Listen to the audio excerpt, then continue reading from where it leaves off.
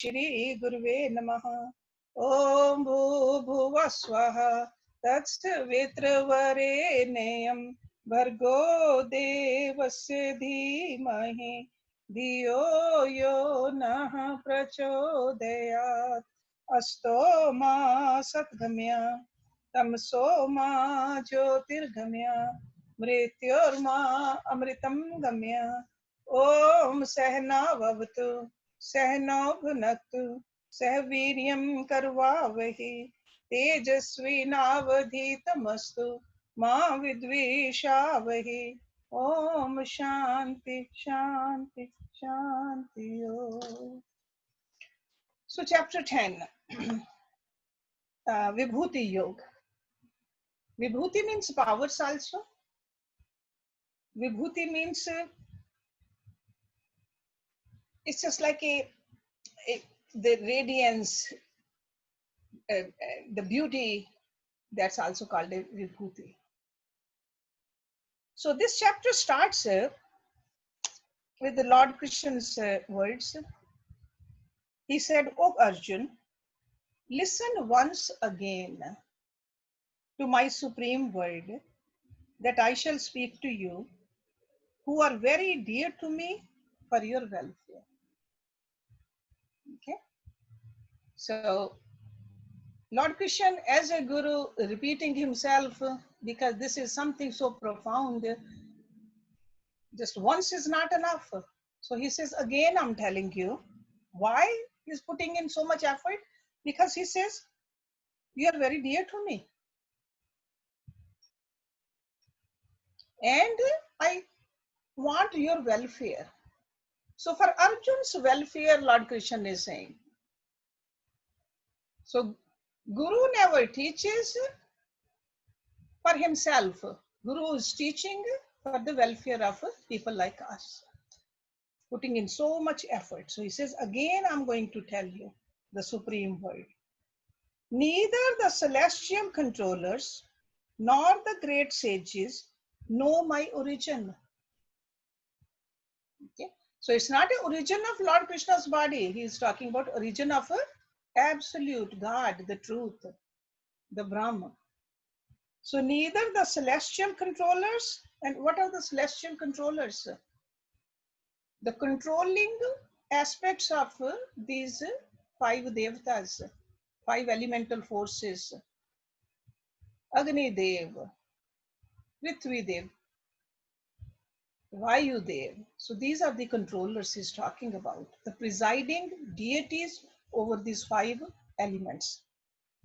So neither the celestial controllers nor the great sages know my origin, because I am the origin of celestial controllers and the great sages also. The great sages, there are like a great personalities which were born from the mind of God. So they were born from the mind of God. They don't know what God is. They don't know the origin of God. Okay. So one who knows me as the unborn, the beginningless, and the supreme Lord of the universe is considered wise among mortals and becomes liberated from the bondage of karma. And how do we become wise? He says discrimination, self-knowledge, non-delusion, forgiveness, truthfulness, control over the mind and senses, tranquility, pleasure, pain, birth, death, fear, fearlessness, non-violence, equanimity, contentment, austerity, charity, fame, ill fame. These diverse qualities in human beings arise from me alone. Okay, if there's no Atma sitting in this inert body, these qualities cannot come. So knowing these qualities, this is the knowledge. And where do they come from? From God. The great saints, sages, and all the creatures of the world were born from my potential energy. Okay? So all from God, all of them. One who truly understands my manifestations and yogic powers is united with me by unswerving devotion. There is no doubt about it. So unswerving devotion, that is the bhakti. So he's talking about that kind of a bhakti, that kind of a connection which is unswerving.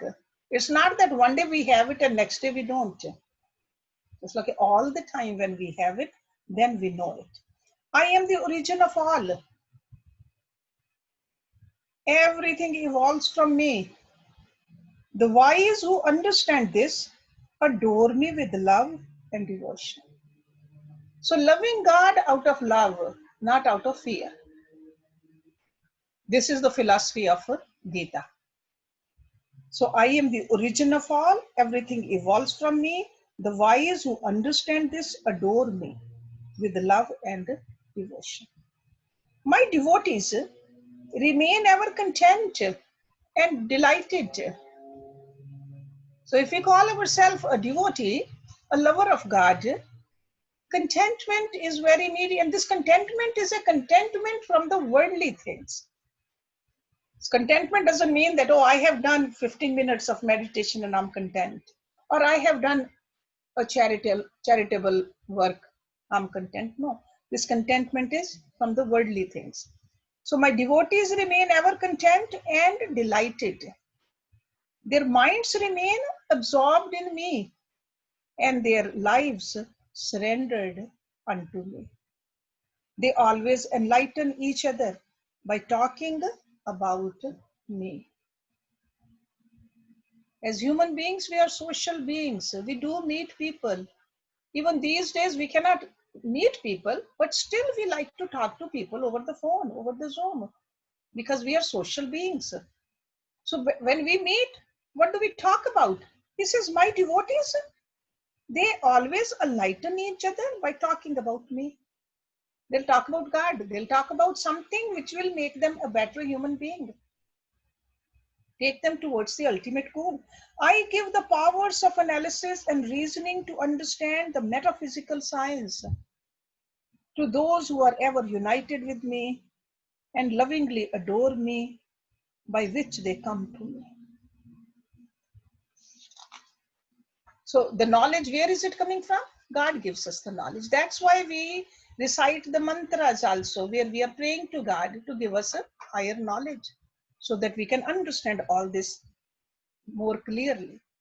I who dwell within their inner psyche as consciousness destroy the darkness born of ignorance by the shining lamp of transcendental knowledge as an act of compassion for them. Arjun said, you are the supreme being, the supreme abode, the supreme purifier, the eternal being, the primal God, the unborn, and the omnipresent. All saints and sages have thus acclaimed you, and now you yourself are telling me that. O Christian, I believe all that you have told me to be true. He says, you have said that. Others say that too, and I do believe you. O Lord, neither the celestial controllers nor the demons fully understand your real nature. Because in order to understand fully, you got to let go of your little identity. So that's why he says, nobody knows you. O Creator and Lord of all beings, God of all celestial rulers, the Supreme Person and the Lord of the universe, you alone know yourself by yourself. Therefore, you alone are able to fully describe your own divine glories or the manifestations by which you exist, pervading all the universes. How may I know you? Because God says nobody can know him. So he said, I do want to know you. How may I know you, O Lord? Constantly contemplating on you, In what form of manifestation are you to be thought of by me, O Lord? Because we think with the mind, and mind need some kind of a manifestation, some kind of a form. So Arjun is saying, I want to know you and I want to think about you. Because Lord Krishna did tell him earlier that do your duty while thinking about me. He says, in which form do I need to think about you? He says, oh Lord, explain to me again in detail your yogic power and glory, because I'm not satiated by hearing your nectar like words. Because Lord Krishna said, I have told you, I will tell you again. So Arjun says, please tell me in detail in which form I'm supposed to think about you. And tell me in detail. And he says, I never get satisfied. See, sometimes we say, it's enough, I don't want to hear anymore. But Arjun is showing that kind of a quest. He says, I want to hear more and more from your nectar-like words. Amritam. Amrit means nectar. Your words are like a nectar for me, and I want to hear it again and again. Now Lord Krishna says, O Arjun, now I shall explain to you my prominent divine manifestations, because my manifestations are endless. He says, they are endless, but I'm going to only give you few of them. So in this chapter, Lord Krishna is giving about 75 examples of his prime manifestations. That doesn't mean that we have to meditate in all of them. You can choose one of them, whichever is dear to us, and meditate on that. O Arjun, I am the Supreme Spirit, abiding in the inner psyche of all beings as soul. So you can meditate on the soul, Atma. That's one of the manifestations. I am also the creator, maintainer, and destroyer, or the beginning, the middle, and the end of all beings. I am the sustainer. I am the radiant sun. So you can look at the sun and see that divinity is in there among the luminaries, because there's so many shining things. Among all the shining things, the most radiant for us human beings is sun. So he says, I am the radiant sun among the luminaries. I am the controller of the wind. I am the moon among the stars. I am the Vedas. I am the celestial rulers. I am the mind among the senses. I am the consciousness in living beings. I am Lord Shiva. I am the God of wealth. I am the God of fire and the mountains. So if a mountain appeals to you, the peak of a mountain, just meditate on that and think that is God. Feeling of divinity is important. It's not the form, but the divine presence in the form. I am the priest and the army general of celestial controllers, O Arjun. I am the ocean among the bodies of water. I am the great sage Bhrigu. I am the monosyllable cosmic sound Om among words. You're all familiar with that. Most of the people, they meditate on the sound of Om. I am the silent repetition of mantra jap among the spiritual disciplines. So today in our kids class, little kids class, Om Namo Vasudevaya, Bhagavate Vasudevaya. We just recited that. But when we do it silently, any mantra, just think that is God. And I am the Himalaya among the mountains. I am the holy fig tree among the trees. And it's not really a fig tree, Ashwatha. It is more like in India we have a board tree or a people tree that's more like a Ashwatha, not a fig tree. Narad among the sages, and I am all other celestial rulers. Know me as the celestial animals among the animals, and the king among men. I am the thunderbolt among weapons, and I am Cupid for procreation. I am the water god and the mains. I am the controller of death. I am the time or death among the healers, lion among the beasts, and the king of birds among birds. I am the wind among the purifiers, and Lord Ram among the warriors. I am the crocodile among the sea creatures, and the holy Ganga river among the rivers. I am the beginning, the middle, and the end of all creation, O Arjun. Among knowledge, I am knowledge of the Supreme Self. I am the logic of the logician. I am the letter A among the alphabets. I am the dual compound among the compound words. In Sanskrit, this compounding is very common. Okay, so he says whenever there is a compounding done, I am endless time, I am the sustainer, and I am omniscient. I am the all devouring death and also the origin of future beings. I am the seven goddesses or guardian angels presiding over the seven qualities. And what are those? Fame, prosperity, speech, memory, intellect, resolve, and forgiveness. So presiding deities for all these qualities.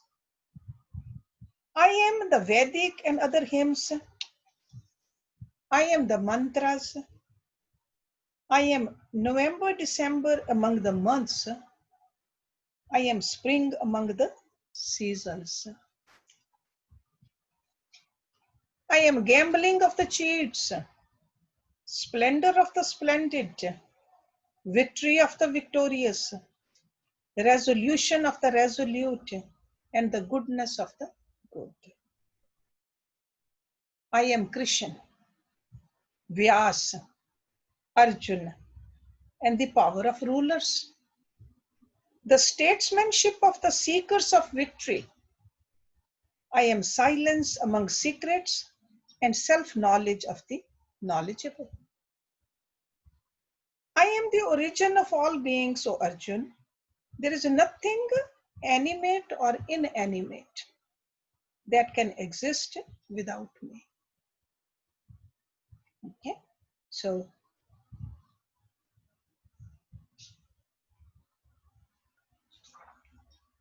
there is no end of my divine manifestations. As Arjun wanted to know in detail. So Lord Krishna is very clearly saying that I have given you only few examples. Choose any one of them to meditate upon me. But there's no end of my divine manifestation. So Arjun, this is only a brief description by me of the extent of my divine manifestations. Whatever is endowed with glory, brilliance and power, know that to be a manifestation of a very small fraction of my splendor. Then at the last verse he says, what is the need for this detailed knowledge, O Arjun? I continually support the entire universe by a very small fraction of my divine power. So this whole manifested world, which we can't even comprehend how big this is. So he's saying it's only a small fraction of me, like a little urge.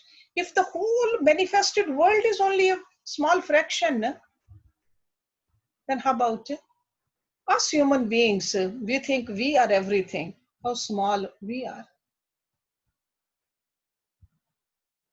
When we know who we are, and then merge in that, in him, only then we become great. Okay, so the way some authors, they say, or the translators of Bhagavad Gita, they say this chapter gives us the examples for a meditator like us. We cannot really comprehend the all the glories of God. Just take one of them and meditate on that, whatever suits you, because we all have lived many lives. Maybe we have meditated before on certain forms. So whichever form is very close to us, where we can pierce through the layers and dig into and connect with the divinity.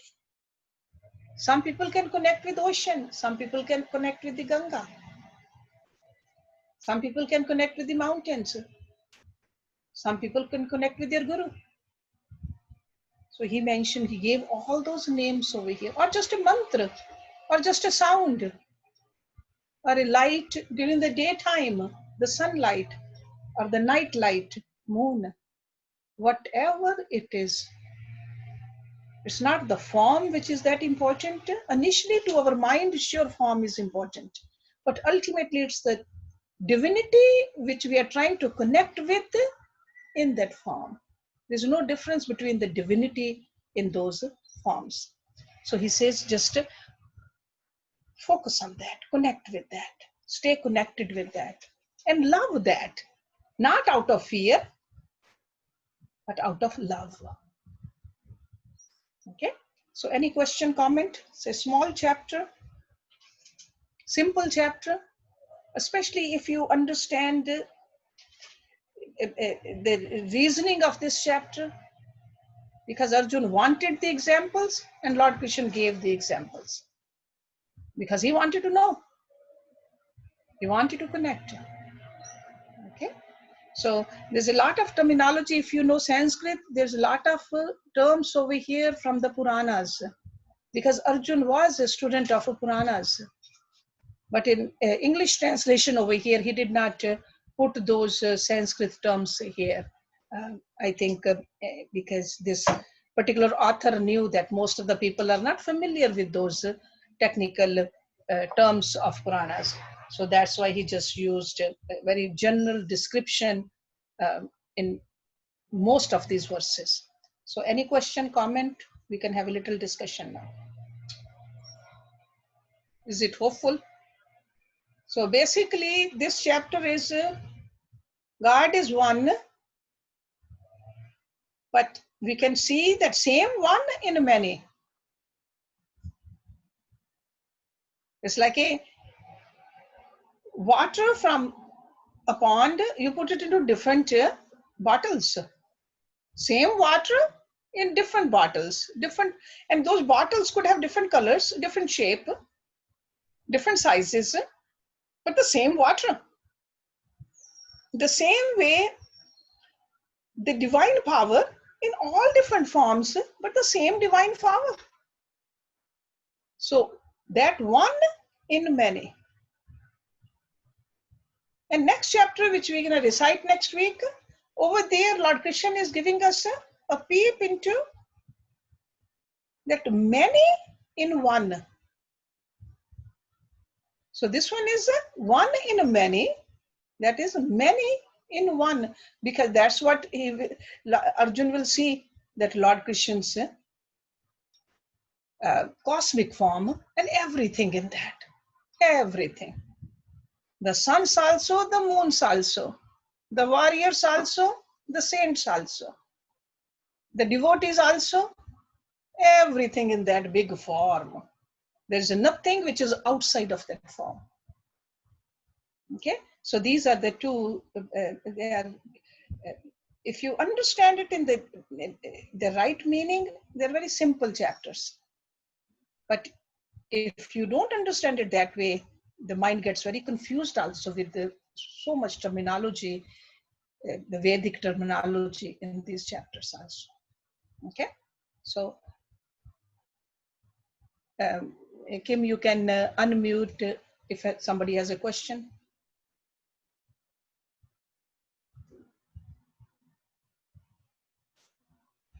Nobody has a question?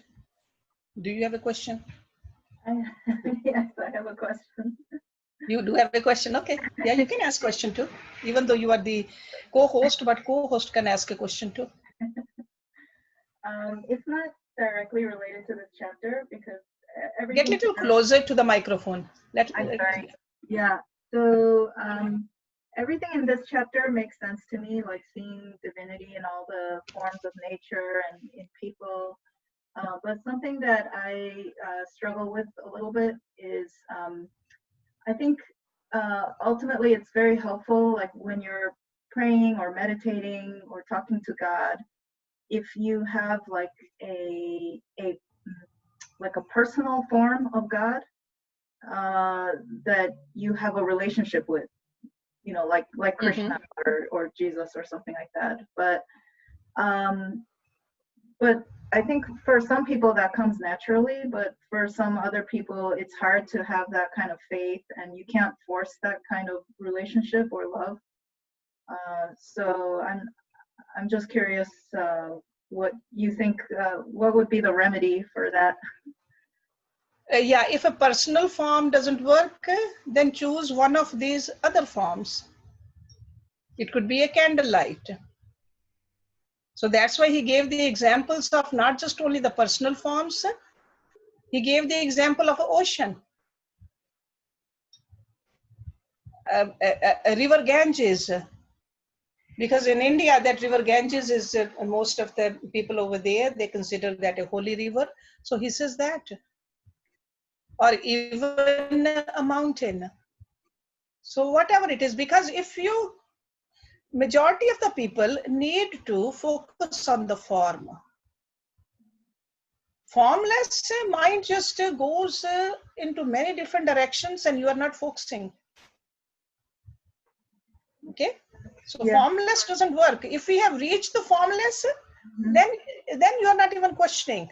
Oh no, yeah, no, I'm not talking about the formless. I mean that I understand what you're saying, but I think ultimately it would be helpful to have a human form. If it's a human form, that's why he said use the human form. Like a Lord Shiva, that's a human form. Guru, that's a human form. So but there are human forms also. He is giving the human forms, and if a person is coming from a different faith, it could be like if somebody, a Buddha, a Buddhist background, Lord Buddha, it could be any form, but as long as you are focusing on the divinity in the form. Yes, but what if you're coming from no faith, right? No so faith. You don't have a human form. Then you can do it on your breath. Whether you have a faith in anything or not, you are breathing. Yes, so you start with the breath, but how is there a way to ultimately get to a human form? Okay, everybody knows that me, the soul, whatever you call it, Atma, self. Even if you don't believe in God, you believe in yourself. So that's why he gave the example of the soul also. Right? Even a person who does not believe in God, they do believe in themselves. Okay, so they can start from there. So that's why, to me, I think in this chapter, Lord Krishna has covered everything in there. And if we study this in conjunction with Yog Darshan, the sutras, over there, Rishi Patanjali says, he goes to even that point. He says, if you don't like any of these, whatever you want, meditate on that. Yeah. But given that it is divine, though, okay. So we got to just remember that. But if somebody says, I don't want to do it, hey, they have the choice too. They don't have to. So it's not nobody is dictating, but if somebody wants to become better, this is the way to do it. But if somebody says, no, I don't want to, God says, okay, that's all right. Do whatever you want to do then. But even if that for that kind of a person, cause and effect is still there. Action and reaction is still part of this human life for all of us. But a person who says, no, I want to become better, then they got to choose a form then. They got to, in order to evolve, they got to do something. It's almost like going to school. Somebody says, I don't want to go to school. Okay, all right, don't go to school. But if you go to school, enroll into the school, then you better follow the directions given by the teacher. So that's what we get, directions over here in this textbook. I look at Bhagavad Gita as a self-development scientific textbook. Constantly Lord Krishna is telling us, if you do this, you will get this. If you don't do it, you will end up there. But ultimately doing is by us. Nobody else can do it for us, neither God nor Guru, nor any organization. We got to do our doing. And this is what we have to do. That's what he's saying. Okay. So if somebody says, no, I don't believe in any form, or I don't even believe in God, still they want to meditate, hey, meditate on yourself. But even if you don't believe in yourself, then you have not enrolled yet into the school, right? That's what my answer will be. So if you start with yourself or your breath, but that will eventually evolve into. Yeah, eventually we'll all evolve. Definitely, eventually we will. But do we want to evolve sooner, or we just want to whenever? So that's also our choice. God gives us that freedom too. So we all have that freedom. But the problem is that when we go through the tough times, then we say that why me? Right? Good times we never say why me. Yeah. Okay? So it's a choice. We got to, one thing is freedom we have. The second thing is consequences of our actions there is. We cannot expect that I'm going to do whatever I want to do, but I should get a certain result. That's not how it goes. Outcome is according to our actions, and actions we do it physically also, verbally also, mentally also. All three levels of our personality, we do the actions, and we are responsible for our actions. Everybody, not just only few people, all of us, whether we are young or old, we are all responsible for our actions. Okay, so this is what Gita teaches us. All right.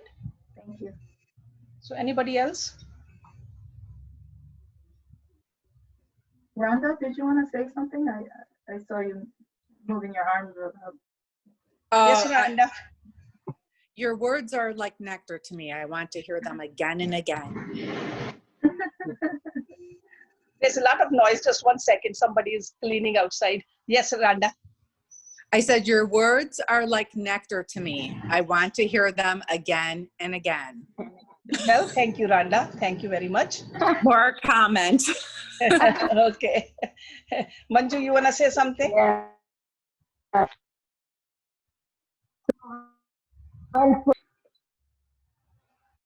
Can't hear you, Manju. I said they are addicting. Oh, they are addicting. Okay. She said it right. Well, Words thank you we very are much. hooked onto those. That's because Thank you. you are doing the sadhana also. When we follow what we are hearing, then it seems right to our consciousness. Okay, then there's no disturbance, internal disturbance. Okay, because Gita keeps on telling us it's not just only listening, it's not only saying. Ultimately, we got to bring all this wisdom in our daily life. Okay, daily life. It's not just only a part-time practice. It's a full-time endeavor. Full time. We got to watch what we eat, See, our eating, our talking, our thinking, our recreation, our work, in all those areas we got to see whether there's the truth or the wisdom of the Gita is in there or not. Okay? Several times we eat. Are we eating sattvic or not? See, when we reach to that chapter, you will see that even more clearly. After chapter 12, you will see more and more knowledge, because that's like a knowledge-based 6 chapters. Chapter number 13, 14, 15, 16, 17, 18. Those 6 chapters. And one of the chapters where the sattvikta, rajasikta, tamsikta is explained fully. So what we eat should be sattvic. The kind of a work we do, sattvic. Our recreation, is it sattvic or not? The movies which we watch, the books which we read, the people we hang around. It's not that we are judging them. It's not a judgment, because a lot of people think that no, we are judging. We are not judging them, but we are protecting ourselves. It's almost like these days we try to stay away from people. It's not that we are judging them, but we want to protect ourselves for our safety. The same thing goes in a day-to-day life also. The people we hang around, the books we are reading, the TV shows we are watching, or even the news which we are watching. We need to be informed, but do we really need to hear each and every word again and again? Those are negative news. Just a little information is enough. We don't need to be bombarded by that negative news constantly. Okay? The work which we do, sattvic, more and more pure. Only then we will move towards a higher level of purity. Okay? So this is the freedom we have, and this is the responsibility we have towards ourselves, towards others also. Because we are part of this whole. Yesterday we were learning from that the book on Taoism. We are part of that chariot. Each part is equally important. And always remembering you are a part of that whole. You are neither more important or less important. You are a part. So this whole universe, or the whole society, or the family, or the country, whatever you want to just imagine, you are a very important part of it. And other parts are important too. Okay, so living a life like that, it's more enjoyable, more meaningful. And that's what Gita teaches us.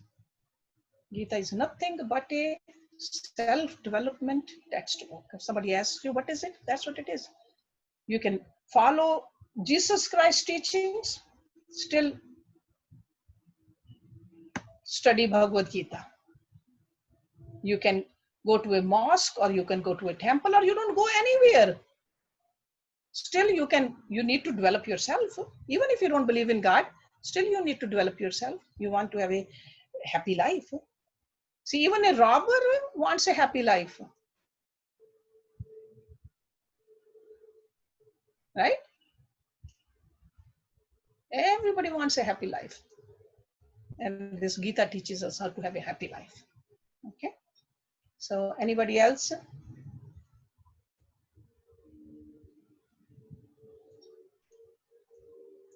Okay, if you don't have a question, so we'll just end the class with this mantra, which says, God is complete, whole, Puran. It's a very powerful, beautiful mantra. It just answers a lot of questions also. After all the Vedic readings, those rishis, they recited this. So that's why we have made a tradition of reciting this mantra also. Om Purnamada Purnamidam Purnat Purnam Udachyate Purnasya Purnamadaye पूर्णमेव विशेष्यते. Om Shanti Shanti Shanti. Om. Thank you very much. So I'll see you tomorrow. We have another Gita class. In that class, we go little slowly, verse by verse, word by word. So we are on chapter 12. So you're all welcome to come if you're not coming. But if you're coming, I'll see you tomorrow.